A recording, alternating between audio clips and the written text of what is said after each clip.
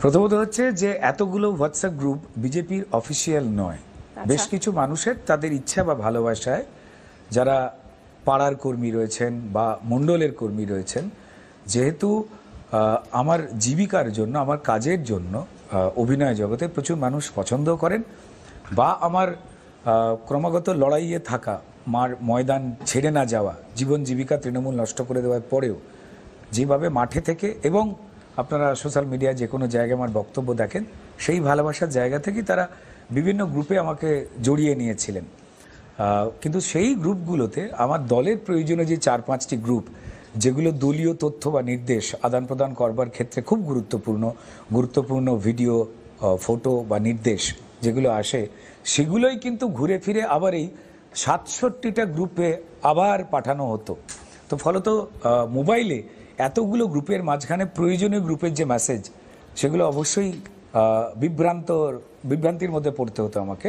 রুদ্রদা, একদম লোকসভা ভোট যখন শিওরে, আমি বুঝতে পারছি আপনার কথা, লোকসভা ভোট যখন শিওরে, এবং আপনি নিজেও একাধিকবার বলেছেন যে আপনি যেভাবে অ্যাক্টিভলি বিজেপিটা করছেন, এতদিন ধরে এত লড়াই করছেন, এত সংগ্রাম করছেন, লোকসভার টিকিট আপনিও এক্সপেক্ট করেছিলেন। মাত্র 4 আসনের প্রার্থী দেওয়া এখনো বাকি রয়েছে, মোটামুটি বাকি সব আসনে বিজেপির প্রার্থী দেওয়া ঘোষণা হয়ে গেছে। কোথাও একটা টিকিট না পাওয়া আর হোয়াটসঅ্যাপ গ্রুপগুলো ছেড়ে দেওয়া একটু বেশি কাকতালীয় হয়ে যাচ্ছে না রুদ্রদা? দেখুন, কাকতালি হলে তো আমার কিছু করার নেই। এর আগে আরো 25টা গ্রুপ আমি ছেড়েছি, 25। এবার মানুষ আমাকে ভালোবাসেন বলে তারা যদি সব গ্রুপে নিয়ে নেন, আমার এগুলো তো একটা বিজেপির অফিসিয়াল গ্রুপ নয়।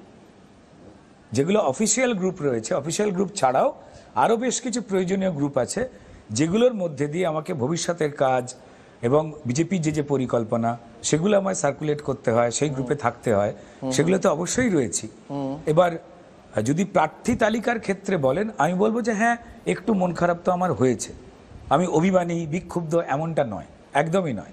কারণ আমাকে প্রার্থী হতে ভারতীয় জনতা পার্টি তো শিখিয়েছে, তারাই তো পরিষ্কার আমাকে এই জায়গায় এনেছেন। ভবানীপুরে আমার হাওড়ার শিবপুরের জায়গা থেকে তারা তুলে নিয়ে এসে ভবানীপুর মমতা বন্দ্যোপাধ্যায়ের গড়, তৃণমূলের মতো গড়ের মতো এলাকায় ফেলেছেন। ইলেকশন চলাকালীন আমি 3-4 বার আক্রান্ত হয়েছি, ইলেকশনের পরেও জমিতে পড়েছিলাম এবং আমার জীবন জীবিকা নষ্ট করে দেওয়া হয়েছে। তারপরে আমার আন্দোলন, আমার প্রতিবাদ আরও সোচ্চার হয়েছে, আপনারা সবাই জানেন এবং দেখেওছেন।